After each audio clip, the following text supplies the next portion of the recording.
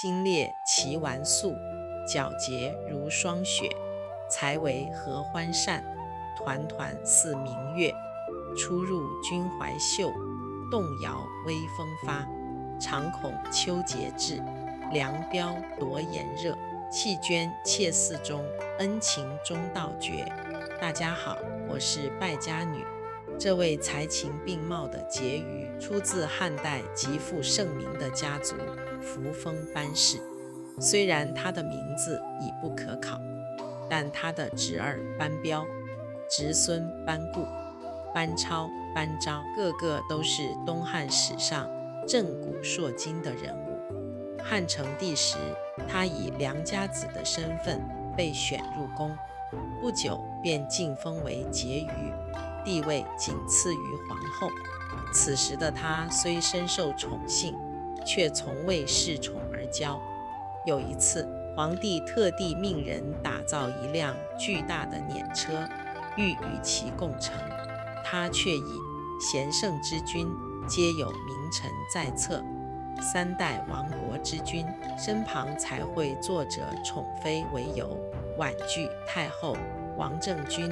听闻此事后，赞赏他说：古有樊姬，今有班婕妤，此辇之举，让班婕妤赢得朝野上下的好评。她以贤德是大体的美名，与春秋时代楚庄王的贤妃樊姬被相提并论。可惜赵飞燕与赵合德的出现，使一向备受尊崇的班婕妤迅速被冷落在一旁。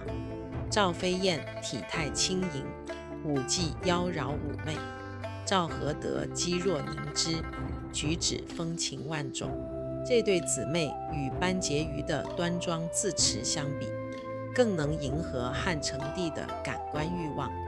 从此温柔乡成英雄冢，汉成帝整天沉溺在美人的温柔乡中，再也无心理政，后宫风气也为之大变。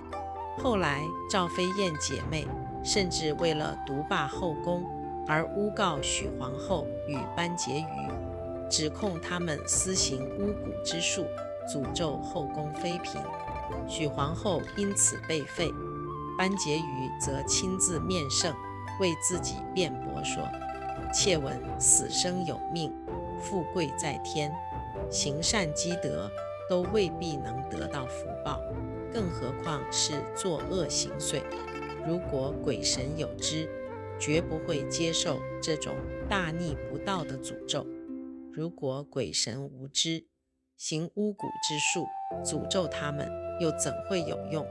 我根本不会做这种蠢事。这番话逻辑清晰，义正辞严，既表明了自己的清白，也暗讽了指控的荒谬。汉成帝回想起他过往的贤德，相信了他的自证之词。然而尽管逃过一死，班婕妤却彻底看清后宫的险恶与帝王的薄情。既然赵飞燕姐妹宠冠后宫已成定局，自己留在皇帝身边，无异于置身虎口，随时都可能有杀身之祸。于是他主动上书，请求前往长信宫侍奉太后王政君。从昔日备受荣宠的婕妤，变成侍奉太后的宫人。这位聪慧而清醒的女子，选择了急流勇退，明哲保身，退居长信宫。在长信宫漫长而寂寥的时光里，她将满腔的忧思与悲愤化作一篇篇不朽的文学篇章。心烈其完素，皎洁如霜雪。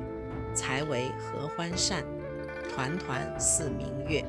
出入君怀袖，动摇微风发。常恐秋节至，凉飙夺炎热。弃捐妾寺中，恩情终道绝。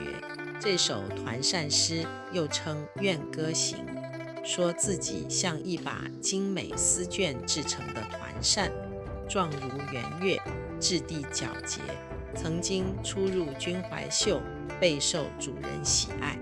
然而最害怕夏去秋来，凉风吹起这把出入军怀袖的团扇，便被无情地弃置在竹箱之中，再也无人想起，往日的恩情就此断绝。这首诗精准地捕捉到古代宫女因色衰而爱弛，遭遇遗弃的失落与哀思，被誉为中国文学史上宫怨主题的巅峰之作。秋扇见娟也因此成为一个经典典故。此外，他还有《自道赋》《导素赋》等作品，描绘长信宫华殿晨曦玉阶台，中庭栖息绿草生的凄凉景象，以及俯视西丹池，思君兮吕琦的深切哀思。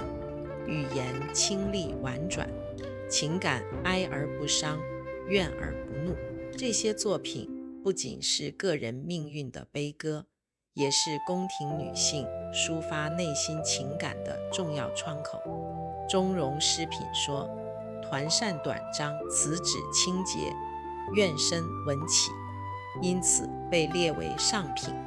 盛唐诗人王昌龄有一首《长信秋词》，描写了他退隐长信宫的生活。凤肘平明金殿开，且将团扇共徘徊。欲言不及寒鸦色，犹待朝阳日影来。说天色为明，班婕妤已拿住扫帚，打开金殿的门。只见他身上的团扇随着他的身影来来去去，他的姿容竟比不上飞来的寒鸦，因为寒鸦还能从朝阳殿里带住恩宠飞来。